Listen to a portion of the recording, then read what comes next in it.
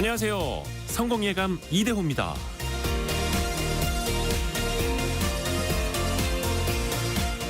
마냥 길 것만 같았던 설 연휴가 끝났습니다. 달력을 보니까 오늘은 1월의 마지막 날이네요. 2025년이 시작된 지 얼마 지나지 않은 것 같은데 벌써 달력 한 장을 넘겨야 하는 날이 왔습니다. 올해 새롭게 시작하려고 마음먹었던 일들 제대로 실행하고 있는지 돌아보기에도 한 달이 너무 빨리 지나간 것 같죠? 2월은 짧은 달이니까 아마도 더 빨리 지나갈 테고요. 연말에도 그랬는데 항상 이런 시작과 끝의 경계에서는 더 생각이 많아집니다. 다만 그 경계에서 꼭 한숨이 나올 필요는 없습니다. 로마 시대 철학자 세네카는 이렇게 말했다고 하죠. 모든 새로운 시작은 다른 어떤 것의 끝에서 시작된다. 성공예감 이대호입니다. 시작합니다.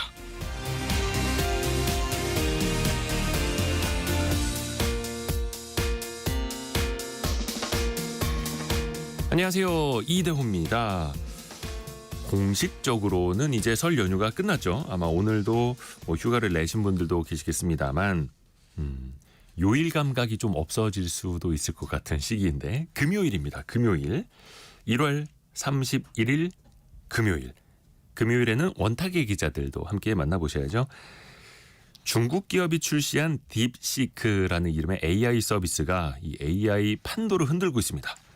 신중한 접근이 필요할 테지만 저비용, 고성능을 앞세워서 미국과 대적할 만한 수준이 됐다라는 평가도 나오는데요. 또 한편에서는 여러 가지 의혹도 일고 있고요. 같이 한번 따져보시죠. 그리고 소비시장의 주축이 MZ세대라고들 많이들 들었는데 이제는 1950년부터 71년생이 속하는 지지세대가 부상할 거라는 그런 제언이 나왔습니다. 초고령 사회, 큰손으로 부상한 젊은 시니어들은 어떤 사람들인지 또 어떤 소비 경향을 보일지도 같이 한번 이야기 나눠보시죠. 오랜만에 경제상식 퀴즈도 나갑니다. 정답은 두 글자. 고물가, 고금리 시대 또 불황이 겹치다 보니까 믿을 건 이것뿐이다. 한번 행운이라도 바라보자라고 하면서 이걸 사는 분들이 좀 늘었나 봅니다. 여러 종류가 있는데 가장 대표적인 게 로또 이것이죠. 기획재정부에 따르면요. 지난해 로또가 6조 원 가까이 팔렸습니다. 해서 역대 최대 판매 기록을 갈아치웠는데요. 여러 사람이 이걸 산 다음에 그 돈을 모아서 추첨 등의 방법으로 당첨자를 뽑죠. 이걸 뭐라고 할까요? 저희가 상품을 드리는 것도 약간 이것처럼 느끼실 수도 있을 텐데 이것과 관련된 여러분의 사연, 생각, 추억담 같이 보내주시면 더 좋을 것 같습니다. 짧은 문자 50원, 긴 문자 100원이 되는 샵 9730 또 KBS 콩이 열려 있고요. 추첨을 통해서 다양한 선물도 보내드립니다. KBS 콩 또 유튜브를 통해서도 스튜디오 함께 하시죠. 성공예감 이대호입니다. 자주 검색하시면 성공이 가까워집니다.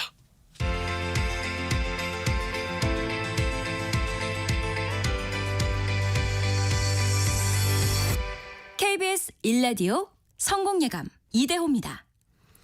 원탁의 기자들 만나보시죠. 알고란의 고란 기자, 이데일리 권소현 기자, 서울경제신문 송이라 기자 함께합니다. 안녕하세요. 네, 안녕하세요. 자, 우선은 뉴스 몇 가지를 좀 먼저 정리를 해드릴게요. 미국의 경제 성장률 지난 4분기 GDP 속보치가 나왔는데 2.3% 이제 연율로 다만 이제 시장의 예상치였던 2.6보다는 좀 낮았었고요. 하지만 뭐 그래도 경착륙, 연착륙을 논의하기에는 여전히 미국 경제는 뜨겁다 이런 평가들을 받고 있고 또 마이크로소프트는 좀 실적이 부진하게 나왔습니다. 해서 미국 증시는 조금 우리 시간 연휴에도 좀 왔다 갔다 하는 모습. 물론 밤사이에는 강보합으로 마무리가 됐습니다만 그리고 국내 증시로 들어와서 보면은 오늘 하이닉스가 10% 폭락을 하고 있습니다. 이 이야기는 저희가 예고해드린 것처럼 중국의 딥시크라는 새로운 AI 서비스 여기서부터 또 이야기를 시작을 해야죠. 이 정도일 거라고 예상을 하셨나요? 기자님들? 오늘 하이닉스가 10% 이상 폭락하고 있네요. 시장이 나흘간이나 쉬었으니까 오늘 예. 하루에 딱 소화를 할 거라고는 생각을 했는데 10%는 생각보다 크네요. 다른 분들은요? 이 정도일 거라고는 생각을 안 했는데 아무리 나흘간에 누적된 게 있다고 해도 이 정도일까? 한편으로는 엔비디아 이게 이렇게 악재일까라는 생각도 좀 했거든요. 근데 다들 악재라고 생각하는구나. 그래서 하이닉스도 이렇게 떨어지는구나 이런 생각이 좀 드네요. 그 첫날이었죠. 딥시크가 발표된 첫날 엔비디아가 하루에 17%나 폭락을 했었고 이후에 반등을 하긴 했습니다만 우리 시간 뭐 연휴 합쳤을 네. 때도 한 15% 그렇죠. 정도의 이제 내림폭이 있었다고 하니까 그거를 한꺼번에 하이닉스도 반영을 하는 것 같고 삼성전자도 오늘 3% 급락을 하고 있습니다. 삼성전자 시가총액 1위가 3%, 2위가 9.95% 떨어지고 있는데 조금 전에 블룸버그의 속보가 나오기는 했는데 삼성전자 그러니까 그 엔비디아로부터 HBM3E 8단짜리의 공급 승인을 얻었다라는 그 이야기가 나왔고요. 다만 시장에서 기대를 하고 있는 건 HBM3E 12단까지의 공급 정도는 가야 하이닉스랑 좀 비슷한 레벨로 간다는 건데 물론 HBM 뭐 4까지도 하이닉스는 이제 하반기에 양산을 한다고는 합니다만 일단은 8단까지 HBM3E 8단까지의 승인을 얻었다라는 외신 보도가 나와 있고요. 그리고 삼성전자 그 실적 속보치 잠정치죠. 예, 지난 4분기 영업이익이 6조 5천억 원. 그러니까 속보치 때 발표가 됐던 거랑 같은 금액 나왔고요. 그중에서도 반도체 분야의 영업이익이 얼마일 것이냐. 한 3조 될까? 이렇게들 시장이 관측을 했었는데 2조 9천억 원 정도인 걸로 지금 발표가 나왔네요. 와, 반도체 시장이 뭐 엄청 지금 이슈가 많습니다. 하이닉스 가격 하락은 근데 엔비디아가 월요일 날 17% 떨어진 것도 그렇지만 이른바 이제 울고 싶은데 뺨 때린 격이라고 해야 될까요? 그간 너무 많이 오른 게 한 번에 조정이 빌미가 된 것 같다라는 생각이 듭니다. SK 하이닉스 주가도 보니까요. 연초에 한 17만 원대였는데 지금 22만 원대까지 갔었거든요. 네네. 요거에 대한 약간 조정의 빌미 정도로 이게 작용을 해서 그간 연휴 동안 쉬면서 충격이 어느 정도 다 흡수가 되지 않았을까 했는데 충격이 그대로 반영된 것 같네요. 미국 시장에서 AI 관련주들도 또 원체 많이 올랐었으니까 또 조정의 빌미가 또 강력하게 됐던 것 같고 근데 그게 조정의 빌미라고 보기에는 딥시크의 존재가 충격이 컸습니다. 일단은 모르신 분들을 위해서 딥시크 좀 간략하게 좀 누가 설명을 해주실까요? 송일아 기자. 네, 딥시크는 일단 중국의 AI 스타트업 아직 이 설립된 지 2년이 채 안 되는 스타트업입니다. 근데 지금 이 난리가 난 게 지금까지 AI 분야는 돈을 많이 투입을 할수록 이제 이 모델의 성능이 좋아진다는 게 좀 국룰이었거든요. 네. 근데 이 국룰을 깨는 이 모델이 등장을 했기 때문에 이 지금 시장이 이렇게 크게 영향을 받고 있는 거라고 보시면 될 것 같아요. 이 딥시크가 지난 20일이죠. AI 추론 모델인 R1이라는 모델을 공개를 했는데 네. 이게 성능은 오픈 AI의 O1과 비슷한데 들어간 비용이 오픈 AI의 10분의 1밖에 안 되는 이제 80억 원 정도밖에 안 되는 걸로 나타나서 업계가 지금 충격에 빠져 있는 상황이고요. 딥시크가 공개된 이후에 미국에서는 이게 단숨에 앱스토어 다운로드 1위에 올랐고요. 이걸 사용해본 전문가들의 리뷰가 이제 속속 등장을 하면서 네. 성능에는 이견이 없다. 근데 비용은 정말 획기적으로 줄였다라는 이런 평가들이 나오면서 이게 지금까지의 이 게임의 룰을 좀 벗어날 수도 있겠구나, 뒤흔들 수도 있겠구나 이런 파장이 일고 있습니다. 그래서 때문에 이런 극강의 가성비 때문에 AI 대장주 엔비디아가 말씀하셨던 것처럼 하루 만에 17% 이상 하락을 하면서 약 847조 원의 시가총액이 하루 만에 증발을 했고요. 이게 단일 기업의 하루 감소 시총으로는 역대 최대치래요. 그래서 다른 빅테크들도 상황은 비슷하고 이게 기술주들이 이제 전체적으로 우리나라도 지금 보니까 뭐 SK 하이닉스 3전뿐만이 아니고 반도체 소부장주, 전력기기주들까지 지금 엄청 크게 폭락을 하고 있거든요.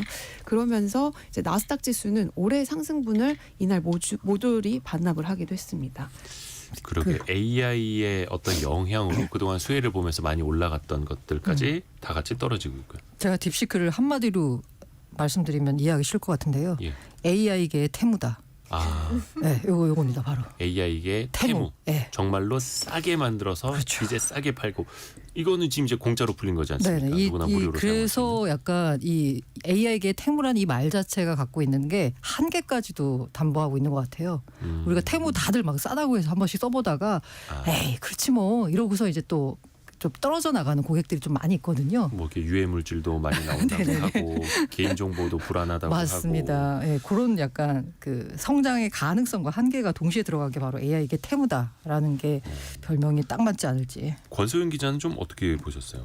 제가 딥시크 아마 아시는 분들은 좀 아실 거예요. 왜냐면 뭐 일반인들한테는 갑자기 튀어나온 느낌, 갑툭 튄 느낌이긴 한데 사실 AI를 활발하게 쓰는 사람들에게는 조금 익숙한 거였거든요. 왜냐하면 지금은 챗 GPT뿐만 아니라 뭐 이제 영상이라든가 이미지에 특화된 AI들이 따로 있어서 네. AI를 되게 활발하게 쓰는 분들은 한 달에 구독 비용으로 한 10만 원, 20만 원을 지출해요. 여러 가지 쓰면서. 이런 사람들이 이제 비용 부담이 크니까 이제 대안으로 찾았던 것이 이제 무료로 쓸 수 있는 구글 AI 스튜디오 혹은 딥시크였거든요. 네. 근데 딥시크 괜찮긴 한데 이게 중국 거라서 뭐 보안 문제라든가 아니면 이제 개인의 정보를 좀 제공해야 되는 문제 이런 거에 대한 거부감을 감수할 수 있으면 딥시크 쓰세요. 이런 식으로 이제 추천도 좀 많이 했었었는데 일단 기본적으로 저도 이제 딥시크를 좀 써봤었어요. 근데 오.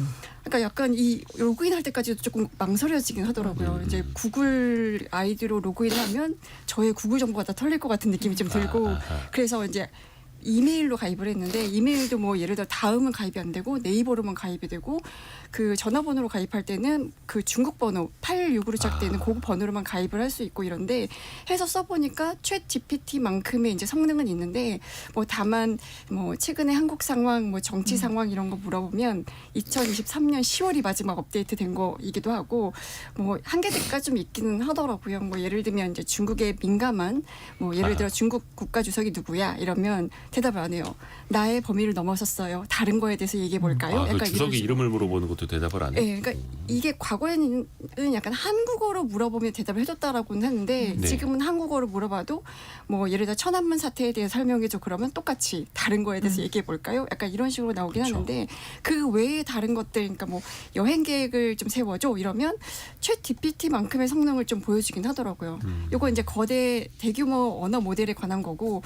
O1 같은 그러니까 오픈 AI O1이나 지금 20일 날 이제 발표한 R1 같은 경우는 이제 추론형이잖아요. 그러니까 과학이라든가 수학 이런 분야에서 조금 성능을 발휘하는 이제 계산해서 추론하는 결과들을 내주는 이런 것도 실제로 뭐 수학 경시 대회 테스트라든가 이런 걸 보면 오픈 AI의 O1보다도 조금 미세한 차이긴 네. 하지만 좀 나은 성능을 보여준다고 하니까 파워풀한 것 같기는 해요. 그렇죠. 그래서 뭐 천안문 사태라든지 이런 거를 딥시크한테 물어보면 뭐 수학적인 거나 이제 다른 걸 물어보시라 이렇게 또 대답을 하기도 하고 맞아요. 본인이 이제 강점을 가진 걸로 유도를 하는 거죠. 이 딥시크의 창업자도 굉장히 화제입니다. 량원펑이라는 인물인데 1985년생이고 또 일각에서는 이 사람이 정말 천재 중에 천재다라는 평가도 있는 반면에 아니다. 바지 사장일 것이다. 또 이런 의혹도 또 제기한 사람도 있고요. 어떻게 보십니까? 이게 좀 저는 이 딥시크 관련돼서 중국 AI에 대해서는 하나도 뭔가 이렇게 관심 자체가 없었다고 해야 되나요? 네. 그러다가 이제 딥시크 때문에 알게 됐는데 사실 중국에 그 AI 한 스타트업이 굉장히 여러 개가 있대요. 그 중에 6마리 작은 호랑이라고 불리는 AI 스타트업이 있대요. 쯔프 AI, 문샷 AI, 미니맥스, 바이전정, 네. 링이 와누, 제외 싱천. 후발주자 딥시크는 후발주자잖아요. 네. 이 6마리에 속하지도 않는데 갑자기 등장했거든요. 게다가 2년밖에 안 됐는데 이렇다라고 하고 있고 그리고 이 랑원팡이라고 하는 사진이 공개가 된 그 돌아다닌 그 사진 있잖아요. 네. 그게 정부한테다 뭘 보고하는 자리에서 그 사진 나온 사진이 공개가 된 거거든요. 이러다 보니까 갑자기 없던 그 6마리에도 속하지 않았던 회사가 갑자기 등장을 했는데 게다가 등장한 개발자의 사진은 창업자의 사진이라고 하는 건 정부 무슨 행사 때 나온 사진이고 시점이 애매하다는 거죠. 트럼프 대통령이 그 취임한 그 20일 그때 딱 발표한 거거든요. 네. 그러다 보니까 이거 맞춰서 한 거 아니냐 중국 정부가 이 충격을 주기 위해서라는 얘기가 돌고 있습니다. 그러게요. 그거는 우리가 다 세세하게 알 수는 없지만 어찌 됐든 간에 그 개발 뒷이야기에 대해서도 추정이 또 많이 나오고 있을 수밖에 하지만 없는 거고요. 근데 약간 저는 이런 그 음모론이나 이런 것에 대해서 또 한편으로 생각하면 이 중국의 AI 기술에 대해서 너무 지금 앞서가고 있잖아요. 네네네. 이걸 약간 이기려는 일종의 정신 승리가 아닐까라는 생각도 해봤어요. 그 개발 비용 자체는 어떻습니까? 실제로 뭐 20분의 1이다, 뭐 10분의 1이다 그 비용만으로도 이 개발에 성공했다라고 하는데 또 실질적으로 봤을 때는 그 이상이 들었을 것이다라는 또 갑론을박이 계속 있더라고요. 일단 그 지금 우리가 지금 이제 충격을 받고 있는 그 아론이라는 추론 모델 같은 경우를 보자면 그 아론이라는 추론 모델에 들어간 게 이른바 78억이다. 이래서 굉장히 충격을 받고 있는 거잖아요. 근데 그 아론이라는 추론 모델이 가능하려면 그 앞서서 있었던 언어 모델 뭐 V2, V3 여기 네. 개발 비용까지 들어가야 되는 거예요. 요거 개발 비용을 또 계산을 하고 그 여기에는 인건비나 운영비 같은 건 빠져 있거든요. 요거까지 포함하면 78억 원으로는 안 된다. 라고 하는데 78억 원까지는 아니지만 정말 다른 메타나 오픈 AI에 비해서는 그 정말 싸게 만들었다라고 하는 건 사실이고요. 제가 이걸 보면서 이게 어떻게 이렇게 싸게 만들지? 라고 했는데 하드웨어의 한계를 소프트웨어로 극복했다라고 하더라고요.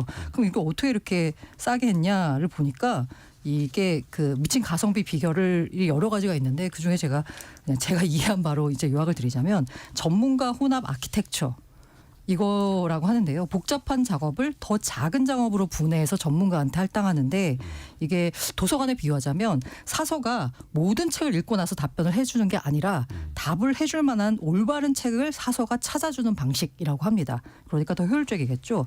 그리고 8비트 부동 소수점 해가지고요. 엔지니어들은 숫자를 32개 0 또는 1로 표현하는데 이걸 8비트로 확 줄였대요. 이러고 되면 오류가 많이 정밀도가 떨어지게 되잖아요. 32비트짜리 8비트를 줄였으니까. 그런데 딥시크의 주장에 따르면 메모리 사용량을 75% 줄였는데 정확도를 해치지 않았다라고 강조하고 있습니다. 그리고 저는 이게 어떻게 보면 핵심이라고 할 수 있는데요. 오픈 소스예요. 폐쇄형이 오픈 AI잖아요. 네. 다른 길을 간 겁니다. 그리고 오픈 소스 방식이기 때문에 이 오픈 소스는 누구나가 어떤 모든 개발자가 참여해가지고 성능을 개선시킬 수 있는 거잖아요. 어떻게 보면 더 빠르게 개선이 가능하다는 거죠. 일단 딥시크는 효율성 측면에서 극대화했다라는 거는 어느 정도 좀 설득력이 있는 것 같고 앞에서도 이야기를 한 것처럼 한 사람의 전문가가 세상 모든 것을 다 답변해 주는 게 아니라 각 분야의 전문가들을 배치한 것처럼 그렇게 효율화를 했다라는 거고 또 이제 갑론을박은 좀 있는 게 이게 오픈 소스는 아니고 오픈 서비스다. 또 이렇게 또 평가절하는 측도 그러네요. 있더라고요. 왜냐하면 네네. 모든 걸 다 공개한 게 또 아니기 때문에.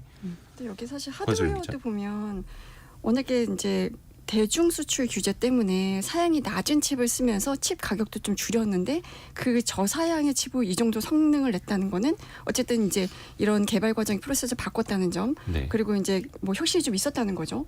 그리고 이제 저사양 칩 사용한 거 외에도 개인정 어차피 이제 AR이라는 거는 여러 개 아주 대규모의 이 정보를 어떻게 가공하느냐에 이제 달려 있는 거잖아요. 네. 근데 개인정보보호법이 사실은 중국이 미국보다 굉장히 유연하기 때문에 이 데이터 라벨링 그러니까 AI 학습을 하기 위해서 가공하는 비용이 미국에 비해서 한 10분의 1 정도밖에 안 들었다는 점도 이 비용을 줄이는데 굉장히 중요했던 거고 또 한 가지가 전력 사용 비용이에요. AI는 사실 전력이 뒷받침이 돼야 되는데 이 전력 사용 비용이 중국 같은 경우는 미국의 3분의 1 수준밖에 안 되니까 여기서도 좀 줄였고 그러니까 이렇게 뭐 기술력에다가 또 AI에 대한 이제 중국 정부의 기술국이기 때문에 정부가 전폭적으로 지원을 좀 해줬고 규제 수준이 낮고 인프라 비용 이렇게 저렴하고 이러니까 이런 게 약간 다 맞물려서 이렇게 저비용으로 이게 개발이 가능했던 거 아닌가 싶은데 어쨌든 기술력이라는 것도 사실은 이거를 2달 만에 개발을 한 거잖아요.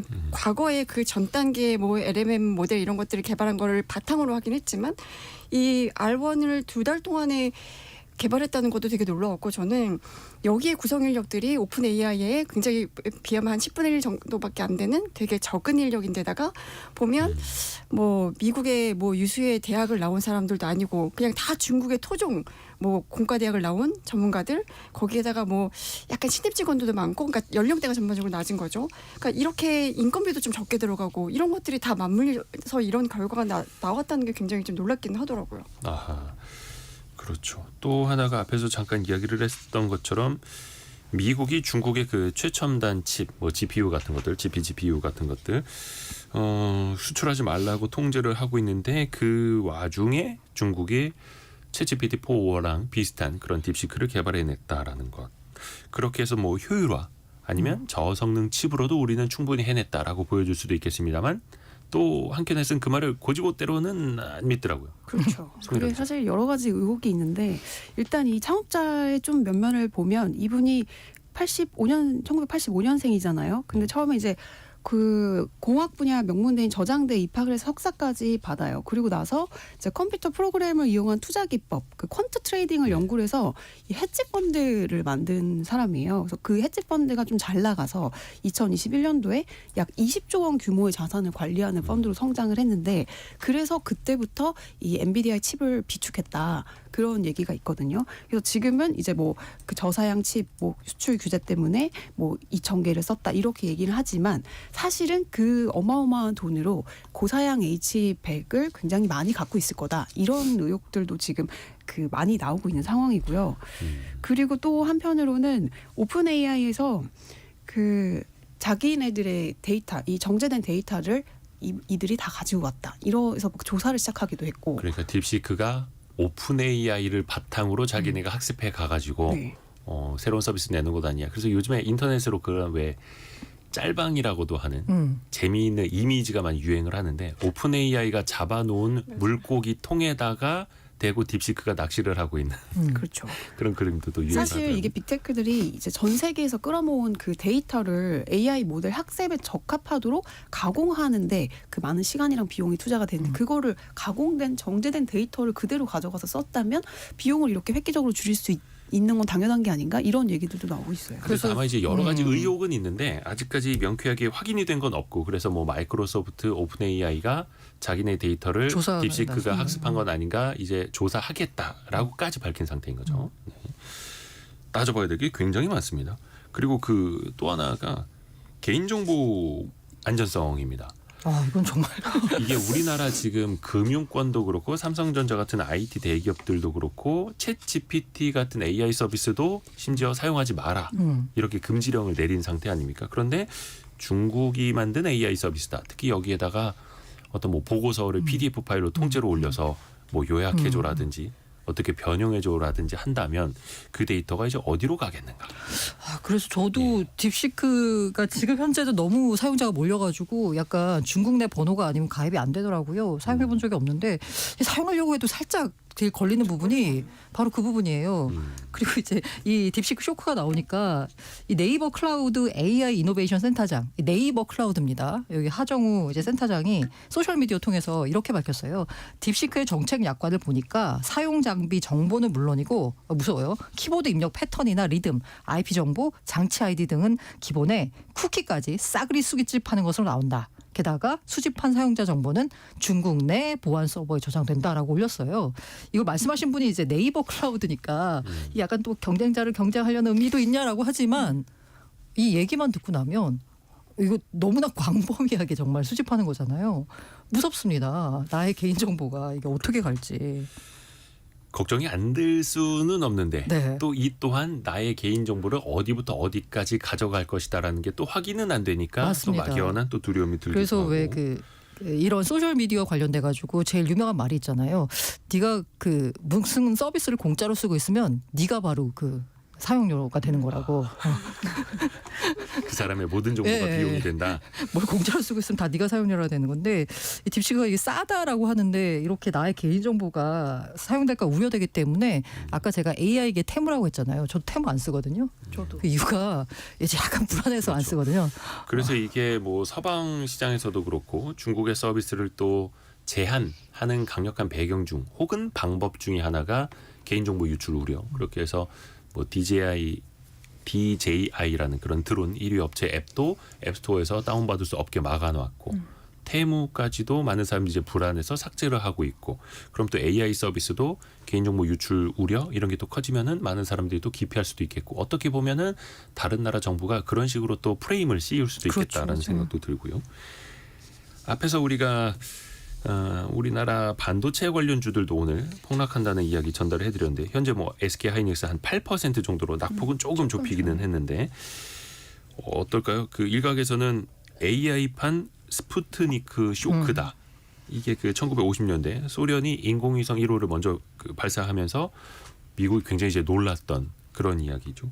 근데 또 한켠에서는 스푸트니크 쇼크 이후에 어떻게 됐느냐. 미국이 오히려 우주 개발 비용을 훨씬 더 확대했다. 맞습니다. 또 이렇게 보는 측면도 있고요. 저도 약간 후자일 것 같아요. 지금 이 딥시크 쇼크 때문에 이제 두 가지 시나리오 우리가 가정을 할 수가 있잖아요. 하나는 그동안에 AI 투자에 엄청난 돈을 쏟아부었는데 AI의 미국 수들 보면 이 정도. 근데 중국은 이 정도 저비용으로 이 정도 수준까지 올라왔어. 그러면 그동안에 AI 거품론은 사실 있었는데 이게 더 가속화가 될 수가 있고 그러면 투자를 하지 말아야겠다. 이런 식으로 갈 수가 있고 또 한편으로는 투자 경쟁이 가속화되면서 이제 미국, 중국 양측이 다 이제 투자 경쟁을 벌일 것이다. 이 두 가지 시나리오가 가능한데 저는 약간 후자 쪽일 것 같아요. 그러니까 이게 사실 AI는 이제는 어찌 보면 군비 산업, 약간 방산 산업 느낌이거든요. 이걸 여기서 중단할 수는 없고 이게 약간 국가의 이런 보안, 안보 이런 거랑도 직결된 문제이기 때문에 아마 이제 더 투자를 하지 않을까 하는 생각이 좀 드는데 실제로 트럼프가 이 취임 직후에 스타게이트 프로젝트를 발표를 했었잖아요. 그러니까 네. 오픈 AI하고 오라클하고 이제 소프트뱅크 이렇게 세 개 기업하고 같이 이제 스타게이트라는 합작 회사를 설립을 하고 AI 인프라에다 이제 4년간 최대 5천억 달러를 투자하겠다고 밝혔는데 이 발표한 시점이 사실 트럼프가 이 딥시크라는 존재를 모르고 했을까 이런 생각이 좀 들어요. 다 알면서도 이런 중국의 이렇게 빠른 시간에 올라온 기술을 따라잡기 위해서는 이렇게 더 많은 투자 금액을 쏟아 부어야 된다라는 생각을 한 거 아닌가 하는 생각이 좀 드는데 그런 면에서 보면 이제 뭐 꼭 투자를 해야 되는 AI 산업인 거고 그리고 이제 AI의 주도권, 기술 혁신 이런 거의 주도권은 미국이 가져가야겠다는 생각은 더 강하게 할 것 같고 그러는 과정에서 이제 칩 수요는 기하급수적으로 늘어날 수밖에 없을 거고 그러면 가격은 조금 빠르게 하락할 수 있을 것 같고 그러면서 AI 성장 속도가 엄청나게 빨라지지 않을까 하는 생각을 저는 개인적으로 해봅니다. 그렇죠. 중국에서 엄청난 AI 서비스를 개발을 했다라고 해서 미국이 그럼 우리 이제 AI에 투자하지 말자. 아니죠. 이럴 수는 없는 거고. 더 하겠죠. 게다가 지금 이 딥시크를 보면서 필요는 발명의 어머니라고 이 하드웨어로 안 되니까 소프트웨어로 그걸 극복한 거잖아요. 근데 네. 하드웨어가 어쨌든 바탕이 돼야 되는 거고 근데 중국이나 이제 하드웨어 쪽을 이제 투자를 하려고 많이 노력하고 있고 미국도 그렇고 이제 하드웨어 비용에 더해서 소프트웨어 관련된 투자와 뭐 이렇게 여러 가지 혁신까지 이루어질 거라고 봐요. 그 소프트웨어 혁신이 이루어질 수 있는 배경에는 결국 이제 사람 있는 거거든요. 미국이나 중국이나 이 개발자, 기술자를 우대하는 문화가 있고요. 그들에 대한 처우가 정말 어마어마하고 그들이 혁신을 할 수 있도록 도와주는 사회적인 그런 바탕이 있잖아요. 실리콘밸리 문화는 중국은 아예 그 AI 쪽으로 완전 집중해서 하겠다라고 하고 아까 말한 그 저장성 그 대학을 나왔다고 하는데 시진핑의 딸도 그 대학을 나왔거든요. 근데 이제 우리나라 현실을 보자면 우리 하드웨어 안 되잖아요. GPU 뭐 2,000개 있냐 맞냐 뭐 이런 거 가지고 지금 논란이 되고 있는데 뭐 더 많다 손 치더라도 하드웨어는 뭐 미국의 게임이 안 되는 거고 그럼 소프트웨어 관련돼서도 그런 문화가 있냐라고 보면 좀 암울하죠. 우리 기술자 우대하는 문화 있나요? 대우 그렇게 해주나요? 안 되잖아요. 앞으로 이 AI 시대에 어떻게 우리가 가야 할 길이 뭔지에 대해서는 고민을 할 수밖에 없습니다. 그렇죠. 그래서 중국이 저비용으로 약 80억 원 정도 돈으로 물론 이것도 이제 갑론을박이 있습니다만 그 비용으로 해냈다면 우리는 안 될까? 그 우리도 할 수 우리도 있어야 할수 있지 되잖아요. 않을까? 이렇게들 하는데 근데 어떻게 사실 기대를 그래도 해봐야죠. 개발자들 보면 그러니까 제 주변에 개발자들 물어보면은 한국에서는 사실은 의대를 가기 위해서 지금 모든 그 가용 자원을 다 총동원해서 의대 보내려고 애쓰잖아요. 그리고 공대를 가고 싶은 친구들은 다 미국으로 가요. 왜냐하면 받을 수 있는 급여 수준이 너무 다르거든요. 근데 미국에서 만난 중국 친구들은 어떻게 하냐면 미국에서 공부해서 무조건 본국으로 돌아갑니다. 그래서 우리나라를 그 애국심이 너무 높기 때문에 젊은 친구들이 공대생들이 가서 이제 자기가 배워온 거를 나라를 위해서 쓰겠다라는 그 마음이 굉장히 다르더라고요. 근데 애국심 때문이 아니라 그 처우가 다르니까 달라요. 중국에서. 맞아요. 그리고 이 돈도 많이 주니까. 회사 딥시크도 개발자들이 굉장히 신입 인력, 젊은 인력이라고 하지만 이분들 연봉 굉장히 많이 받아가는 걸 알고 있거든요. 그러니까 그런 식으로 좀 대우를 잘 해줘야 우리나라도 이제 공대생들에 대한 좀 인식도 달라지고 좀 이제 똑똑한 친구들이 이런 AI 분야에 많이 들어올 수 있지 않을까라고 생각을 해봅니다. 약간 정부가 정책적으로도 할 필요가 있는데 중국 정부는 사실 이공계에 전폭적으로 지원을 하거든요. 그러니까 국가의 미래는 과학기술 달려 있다 이런 이제 모토로 뭐 스타트업 창업에도 뭐 굉장히 지원을 해주고 그리고 이제 만약에 스타트업 창업했다가 실패 실패하거나 이런 거에 대해서 뭔가 책임을 묻거나 이런 분위기는 아닌데 우리나라는 사실 뭐 팁스라든가 아니면 모태펀드 이런 것도 막 예산을 줄이는 분위기기도 하고 막 이런데 얼마 전에 제가 약간 기사를 보면서 그 미래에는 공대에 있다 이러면서 이제 고인이 된 남편과 같이 모은 전 재산 200억을 이제 연대에 기부한 할머니 인터뷰를 봤어요. 근데 그 고인이 된 남편이 입버릇처럼 했던 말이 그때 이제 사법시험 보는 학생들이 많았던 시기였나 봐요. 사법시험 준비하는 학생이 너무 많다. 나라가 인류가 되려면 고시생이 아니라 공학도가 많아야 된다. 아하. 부강한 선진국의 공통점은 과학기술이 발달했다는 것. 우리가 사실 노벨상 뭐 이런 것들 이제 배출자가 없고 이러니까 이제 순수 과학 이런 것들에 투자해야 된다. 뭐 공학에 투자해야 된다. 말로는 많이 하는데 사실 거기에 배정되는 예산이라든가 정책을 보면 아직 좀 갈 길이 멀었다라는 생각이 좀 들어요. 그러네요. 그러니까 중국 이번에는 딥시크라는 그 하나가 이제 상징적으로 대두가 되는 거고, 뭐 그제도 알리바바가 Q1이라는 AI 모델을 또 출시하기도 했고, 딥시크보다 훨씬 더 또 고성능을 보여주고 있다 이렇게 또 자랑을 하고 있고, 하나의 단면인 거죠. 근데 따지고 보면 중국은 뭐 전기차, 자율주행, 우주 개발, 로봇, 뭐 AI 등등까지 엄청난 기술을 또 보여주고 있고, 우리는 이제 어떻게 할 것인가, 거기에 앞으로 조금 더 초점을 좀 맞췄으면 좋겠습니다. 두 번째 이슈로 넘어가기 전에 경제상식 퀴즈 한 번 더 내드리겠습니다. 돈을 받고 표를 판매한 다음에 추첨을 통해서 소수의 당첨자에게 돈을 나눠주는 것을 두 글자로 뭐라고 할까요? 여러분이 아마 주말마다 기다리시는 그것도 여기에 포함이 될 텐데요. 7946님이 얼마 전에 로또 4등에 당첨돼서 5만 원을 받았는데요. 당첨 기념으로 친구들이 밥을 사라고 해서 당첨금보다 밥값이 더 나갔습니다. 이렇게 보내주셨고요. 6463님은 아들이 이걸 많이 사요. 아들아, 그 돈으로 애비 용돈을 줘라. 이렇게 보내주셨고요. 아니 아들의 큰 설련유 그림 직후에. 있죠. 큰 아, 그림. 오규민님, 꿈에 훈장 받는 꿈을 꿔서 이걸 샀더니 5만 원 당첨된 적이 있어요. 오, 이렇게도 보내주셨네요. 그 정답 두 글자. 참고로 로또의 1등 당첨 확률은 814만 분의 1 정도라고 하죠. 하늘의 별따기인 건데, 그럼에도 불구하고 불황으로 인해서 이것 판매액이 계속 늘고 있다라는 또 씁쓸한 단면도 있습니다. 짧은 문자 50원, 긴 문자 100원이 드는 샵 9730이나 KBS 콩으로 정답 두 글자 보내주시면 됩니다.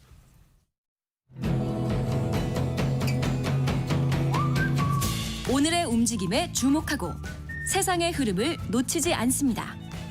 여러분의 내일을 응원하며 성공의 열쇠를 함께 찾아갑니다. 성공예감 이대호입니다. 각 세대를 구분하는 명칭이 계속해서 생겨납니다. 이제 MZ세대라는 말에 이제 막 적응을 했는데, GZ세대가 등장을 했습니다. GZ세대. 어떤 사람들을 뜻하는 겁니까? 사실 GG하면 굿게임 약간 이런 느낌이었는데. 원래는 이제 인터넷 용어죠. 예, 굿게임. 굿게임. 좋은 게임이었다. 예, GG. 소녀시대 노래가 생각. 아, 예, 소녀시대 G. 근데 지금의 이 GG는 그랜드 제네레이션의 약자로 은퇴를 앞두고 있거나 은퇴 후에도 왕성하게 경제 사회 여가 활동을 이어가는 이제 1950년에서 1971년 사이에 태어난 시니어를 뜻합니다. 그랜드 제너레이션이면 뭐 그랜드파더, 그랜드마더. 그렇죠. 그러니까 할머니, 할아버지 정도 되는 세대. 맞아요. 딱 저희 이제 부모님 세대를 뜻하는 것 같은데요. 네. 그래서 이분들은 한국에서 사실 가장 한국이 고성장할 때 이제 이 경제 활동을 하신 분들로 이제 가장 부유한 세대로 여겨지고 있습니다. 그리고 그만큼 이제 연령은 좀 높아지고 있지만 재력과 체력을 갖추고 또 건강이나 미용 이런 뷰티 쪽에도 관심이 많아서 아낌없이 투자하는 게 특징이고, 이제 대한상의가 이번 최근에 발간한 이 GG 세대 마켓 공략 보고서를 이제 통해서 뭐라고 했냐면 30년간 이들의 소비 파워가 이제 엄청나게 커질 것이다. 그래서 지금의 MZ 일변도의 사업 전략의 전환을 서둘러야 한다. 이렇게 강조를 했네요. 그래서 이분들의 조금 더 관심을 가져야 된다. 경제적으로도 그런 이야기가 나오고 있는 건데, 근데 사실 이게 GZ 세대가 그렇게 소비 시장에서 큰 손이 되고 있어? 약간 좀 딴 세상 이야기처럼 느껴지시는 분들도 많을 것 같거든요. 우리나라 그 노령 빈곤층이 역대급 뭐 OECD 국가 중에서 제일 많다라고 하잖아요. 그렇죠. 그런데 이들을 공략해서 뭘 해야 된다라는 얘기가 나오는 게 그렇죠. 진짜 딴 세상처럼 느껴지는 분들도 많이 있겠죠. 특히 노후 같은 경우에는 맞아요. 얼마나 본인이 경제적으로 준비가 되었는가에 따라서 이거는 뭐 시간을 되돌리기도 힘든 일이고. 그래서 일본에서 보면 시니어 시장을 1대 8대 1 구조로 이렇게 분류를 해놨더라고요. 그러니까 앞단의 10%와 뒷단의 10%는 의료 서비스를 받아야 되는 굉장히 가난한 시니어, 그리고 이쪽은 너무 부유한 시니어, 그리고 이제 80%가 보통의 노인들인 건데 이 보통의 노인들이 지금은 과거 세대와 다르게 뭔가 이제 가치관도 좀 새롭게 가져가는 사람들이고 생활 방식도 과거의 시니어들은 좀 다르다.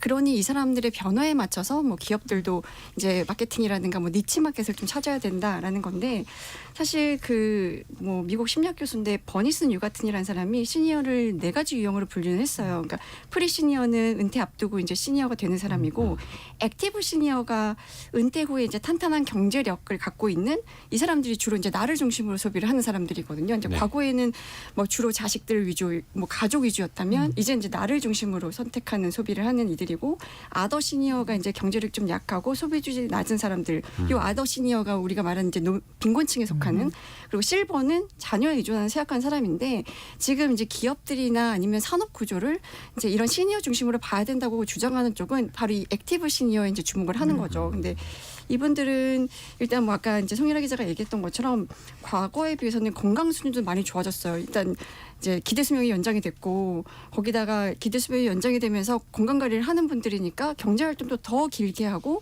그러면서 사회적 참여도 굉장히 활발하고 그래서 우리가 약간 제가 기자 생활 초년병 때 만났던 그 임원분들이 지금 이제 은퇴해서 이런 액티브 시니어로 굉장히 활발하게 뭐 골프도 치고 뭐 등산도 다니고 그리고 여러 모임에서 이제 주도적인 역할을 하면서 굉장히 사회적 활동도 열심히 하고 있는데 이런 분들은 또 이제 개인의 삶을 중요시하니까 개인의 삶을 중요시하는 지표로 보면 이혼 건수들 중에 이제 액티브 시니어 이혼이 2000년만 해도 4%였는데 2022년에 24%로 늘었다고 하더라고요. 그러니까 내가 중요하니까 황혼 이혼도 하고 막 이러는 그 거예요. 황혼이혼 그 시니어 그쵸. 중에서도 경제력으로 안정된 액티브 시니어의 이혼율이 더 높다. 그쵸. 그러니까 저출산 고령화 사회 자체가 우리 사회 위기기도 한데 이런 액티브 시니어가 뜬다는 거는 이것만 보면 어찌 보면 이제 또 다른 기회가 창출이 될 수 있는 거니까 이런 기회를 좀 주목해 보자라는 의미인 거죠. 저는 근데 이런 세대 구분 나올 때마다 항상 드는 생각과 불만이 너무 넓어요. 이게 55세에서 74세거든요. GG라고 말하는 게. 그럼 지금 55세 분들과 74세 분들이 과연 자신을 동급이라고 느끼실까? 약간 의문이고요. 그 MZ도 마찬가지예요. 맞아요. 80년생과 2000년생이 우리는 같은 세대야라고 느낄까? 저도 M이라니까. 라는 생각이 네, 들면 이것은 그냥 그 뭐라고 해야 되나 이 타깃을 정할 때 어떻게 딱히 정하기 어려우니까 그냥 두루뭉실하게 기업이 만들어 놓은 거 아닌가라는 생각이 근데 들어요. 특히 이제 고령층 같은 경우에는 국가의 어떤 복지적인 정책의 대상이 되기 때문에 조금 더 세분화해야 한다. 맞습니다. 예, 이런 지적들이 또 나오는 거고요. 저 어릴 적만 하더라도 TV에서 인생은 60부터야 뭐 이런 이야기 정말 많이 나왔거든요. 저 어릴 때 할머니 할아버지를 보면서 근데 그때는 한 위로하는 측면이었던 것 같아요. 인생은 60부터였다라는 게 한 20년, 30년 전만 하더라도 그런데 지금은 인생은 60부터야라는 게 그냥 현실이고 당연한 그런 이야기가 또 되어 있는 거고. 그게 약간 느낌이 인생은 과거에 60부터야는 이제 60부터 인생을 즐기세요인데 네. 이 지금 인생은 60부터 하는 게 60밖에 안 됐는데 지금 열심히 일해야지 약간 이런 느낌이에요.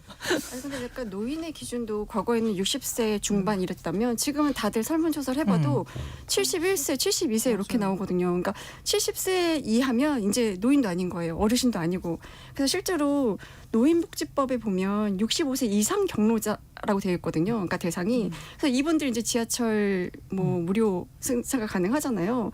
근데 이게 1981년에 제정된 뒤에 노인 연령이 44년째 그대로인 거예요. 그렇다면 이 노인 연령도 좀 바뀌어야 되는 거 아니냐. 이 법상 노인 연령도. 그래서 실제로 지하철 무료 승차를 할 수 있는 그 나이가 됐는데도 이분들은 나 이제 어르신이라는 표현이 싫다. 그거를 70대 이상과 70세 미만으로 좀 나눠달라. 이렇게 주장하시는 분도 있어요. 그게 법을 바꾸기 힘든 게 법을 바꾸게 되면 아까 이대호 기자가 말한 그 복지 부분까지 손을 대야 되는데 쉽지가 않죠. 법적으로 노인이라는 기준을 바꾸는 거거든요. 네, 저는 이번에 이제 부모님 모시고 여행을 다녀왔는데 이제 네. 칠순 기념으로 여행을 다녀온 거거든요. 네. 근데 7순이면은 그래도 이제 어느 정도 노인이라는 게 익숙해질 법도 하시잖아요. 근데 이제 마사지를 받으러 그 마사지 샵에 갔는데 거기서 그분이 저희 엄마한테 그랜드맘이라고 얘기를 한 거예요. 근데 엄마가 속상해하셨어요? 기분이 너무 그랜드맘, 레이디 이렇게 말씀을 레이디. 하셨다는 거예요. 그래서 이분들의 특징이 이제 스스로를 시니어로 인정하지 않고 이제 생물학적 신체 나이보다 10년 이상 젊게 그리고 감성 나이가 굉장히 중요해진다고 감성 하더라고요. 나이. 실제로 그래서- 신체 나이도 아마 송 기자보다도 네. 그런데 또 그 분들 나름 건강과 경제적인 게 또 얼마나 준비가 되었는가도 한 번씩 되돌아볼 필요도 있겠고 정책적으로도 그걸 또 잘 이어갈 필요도 있겠고요.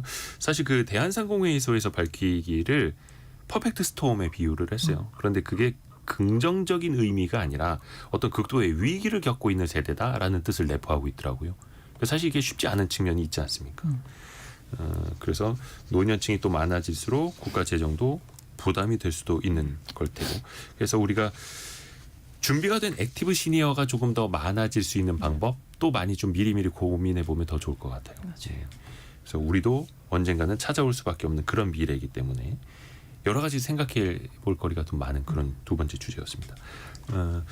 알고란의 고란 기자, 그리고 이데일리 권소현 기자, 서울경제신문 송일아 기자 함께했습니다. 고맙습니다. 네, 감사합니다.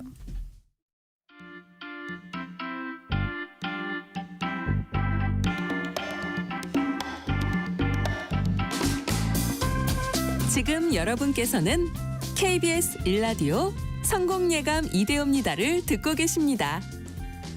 프로그램에 참여하신 청취자 여러분께는 추첨을 통해 Y스트릿에서 밝은 눈과 두뇌 건강, 활력까지 한 번에 와이즈 부스터를, 아름다운 식탁 창조 주비푸드에서 뿌리 담은 리얼 생 와사비를, 쉽고 빠른 판촉물 제작 시너지 기프트에서 무드 등 미니 가습기를, 그리고 성공예감에서 준비한 커피 쿠폰을 보내드립니다. 당첨자는 성공예감 이대호입니다 홈페이지에서 확인하세요.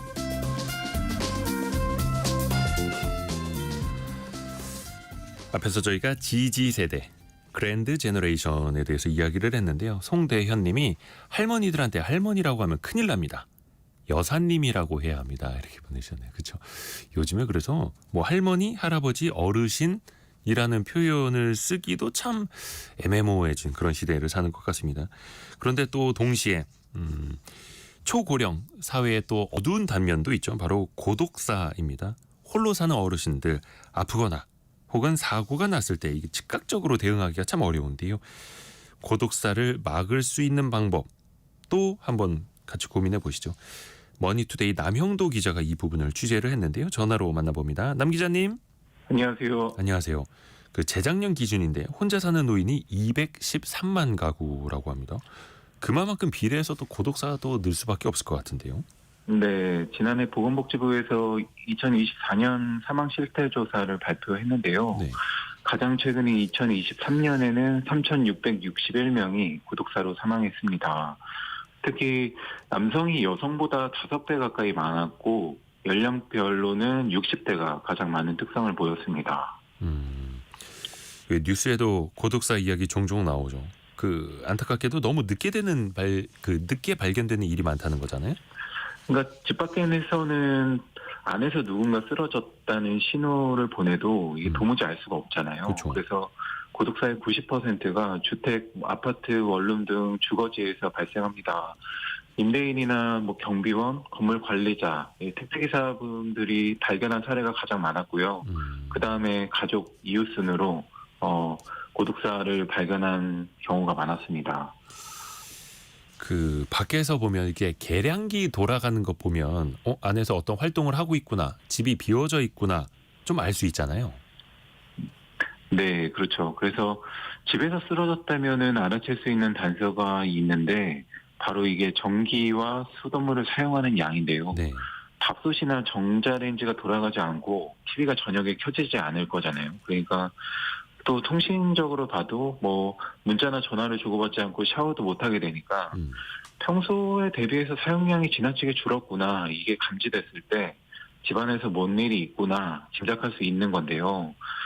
홀로 사는 어르신 집에서 전기 수도 사용량이 동시에 줄어든 게 포착이 되면은 AI가 전화가 작동이 되어서 이제 안부를 물어보는 거죠. 근데 묵묵부담이면은 이게 무슨 일이 있다 해서 지자체 사회복지 공무원에게 위기 알림이 전송이 됩니다. 아하. 그래서 현장에 한번 직접 가봐라. 그래서 적기에 구조할 수 있는 건데요. 전력 사용량이라는 이 빅데이터를 사람을 살리는 데 쓸 수 있도록 구체화한 분이 있는데 한국전력 부장님께서 이 아이디어를 떠올렸습니다. 전기, 수도 사용량이 동시에 줄어들면 이거 이상이 있는 것 아니야 해서 AI가 자동으로 전화를 이제 걸어본다라는 거죠. 한국전력의 김연우 부장님이라고 하고, 어떻게 이 아이디어를 떠올렸을까요? 예전에 어르신께 봉사하러 복지관을 다녔었는데 좀 마음에 오래 남아있었던 장면이 있었대요. 그래서 임대아파트에 갔는데 방이 아주 춥고 방 한가운데에 있는 전기장판만 따뜻하게 해놓으신 거죠. 그러니까 그만큼의 전기만 가지고 한겨울 나시던 분들인데, 그러니까 무슨 일이 생기면은 그것도 쓸 수 없게 될 이제 취약한 분들을 보면서 이걸 한번 좀 활용해 보면 좋겠다 막연하게 생각을 좀 했다고 합니다. 그러니까 전기 사용량이 생각해 보면은 단순한 수치가 아니라 사람의 삶과 다 연결되어 있으니까 2019년 초에 이분이 데이터로 사회에 좀 좋은 영향이 될 만한 뭔가를 해보자는 제안이 나왔을 때 전기 사용량을 가지고 한번 혼자 사시는 분들 1인 가구 내에서 구독사를 막을 수 있는 방법이 없을지 좀 고심을 하셨다고 해요. 그렇게 해서 전기 사용량, 수도 사용량이 갑자기 줄어들었을 때 이상을 좀 탐지할 수 있는 그런 방법을 또 연결을 하신 거고요. 근데 이제 사실 어르신이 좀 장기간 어디 여행을 가셨거나 집을 좀 비우셨거나 아니면 전기를 아끼려고 이것저것 이제 꺼놓고 절약하다가 데이터가 좀 달라질 수도 있는 거잖아요. 그럴 때는 좀 어떻게 대응을 합니까? 그런 거를 이제 해결하는 게 좀 중요한 부분이었는데요. 그래서 예를 들어 전기 사용량이 뚝 떨어져서 위기 알림을 띄웠더니 알고 보니 열흘간 딸 집에 가 있기도 하고 그러니까 외출했는지 여행 갔는지 데이터 하나만으로는 좀 확인할 수가 없었던 거죠. 그래서 새로운 데이터를 결합하는 방식으로 좀 해결을 했습니다. 그게 바로 통신 사용 내역인데요. 이것까지 보면은 전화나 문자도 안 쓰셨네, 위기 알림을 울려야겠다 이렇게 되는 거죠. 그러니까 통신 데이터랑 협업을 해서 결합하는 방안을 고안을 해서 여기에 이 데이터를 좀 안전하게 관리해 줄 수 있는 곳까지 더 추가로 찾아서 플랫폼 공공 클라우드와도 협력을 한 겁니다. 그러면 이게 한국전력 혼자서 하는 게 아니라 다른 이제 플랫폼 업체랑도 같이 협력을 하고 있는 거네요? 네, 맞습니다. 그렇죠. 그러면은 전기 사용량이 얼마나 줄어들었을 때 그 위험 알림 전화를 드리게 되는 거예요? 초반에는 사용량이 얼마나 떨어져야 이걸 위기로 봐야 될까, 이 기준이 없었다고 해요. 그래서 시행착오도 많았는데 이 한국전력 김현우 부장님께서 어머니 핸드폰에다가 시제품을 하기까지 하면서 자료를 직접 모았다고 합니다. 그렇게 1000가구의 패턴을 모아서 유형화를 해보니까 3년 동안 평균 이 정도의 전기량을 사용했으니까 그걸 기준으로 해서 이제 정상 범위를 좀 설정할 수 있게 됐고요. 처음에는 좀 오판도 많이 했었는데 점차 이 간극을 줄여가면서 이 시스템이 좀 구도화되는 방식으로 발전이 됐다고 합니다. 처음에는 어머니 핸드폰에다가 이거 시제품 같이 또 테스트도 해봤던 거고 조금씩 뭐 사용자 층을 좀 넓히면서 테스트를 계속해서 넓혀왔던 거네요. 네. 근데 이거 시스템을 만들고 나서 어찌됐든 간에 공공기관이나 지자체에서 이거를 도입을 해줘야 했던 거잖아요. 그 과정이 쉽지 않았다고요. 네, 그 지속 가능성을 위해서는 유료 모델로 이제 시작을 했는데 처음에는 해보겠다는 지자체가 거의 없었다고 합니다.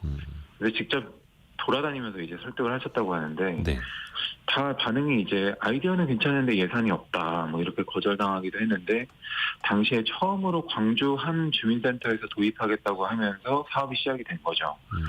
그러고도 이제 초기에는 좀 개인정보에 대한 민감도가 높아서 거부감이 심했다고 해요. 그래서 예를 들면 뭐 개인정보 동의가 필요한데 내 데이터 가지고 뭐 뒷조사하려는 거 아니냐 이렇게 의심하는 어르신도 있었고, 그래서 2달 넘게 직접 동네 200가구를 다 찾아다니면서 동의 사인을 받았다고 합니다. 아하.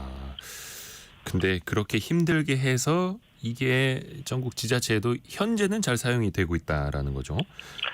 네, 지난해 11월 기준으로 전국 지자체 80곳에서 서비스를 쓰고 있고요. 80곳에서. 네, 관리하는 1인 가구도 10,000명으로 확대가 됐습니다. 그래서 예를 들면 사례를 보니까 기절해 있던 1942년생 할아버지를 살린 게 첫 구조 사례였는데 어르신께서 쓰러지셨는데 사형량을 바탕으로 위기 알림이 울렸다고 합니다. 그래서 골든타임에서 늦지 않게 병원으로 옮겨져서 다행히 살아나셨다고 하고요. 네. 그 밖에도 남원에서는 혼자 사시는 할머님을 구조한 사례도 있는데 치매를 앓고 계셨는데 발견 당시에 길을 잃고 2차선 도로 한복판을 건너가기까지 했다고 합니다. 그래서 지난해 12월까지 총 12건의 고독사를 예방했다고 합니다. 아, 그래요. 1인 가구 안부 살핌 홈페이지가 있는 거죠. 여기에서 확인해 보실 수 있다라는 거. 1인 가구 안부 살핌 홈페이지에서. 자, 머니투데이 남형도 기자와 함께했습니다. 고맙습니다. 네, 감사합니다. 감사합니다. 저희가 2부에서는요. 지난번에 저희가 곽재식 작가랑 금 이야기 정말 재미있게 했었는데 오늘은 금, 은, 동까지 이어집니다. 은과 동, 산업과 생산 또 어떻게 쓰이고 있는지 재미있게 또 들어보시죠. 잠시 뉴스 들으시고요. 10시 5분에 금방 다시 돌아오겠습니다.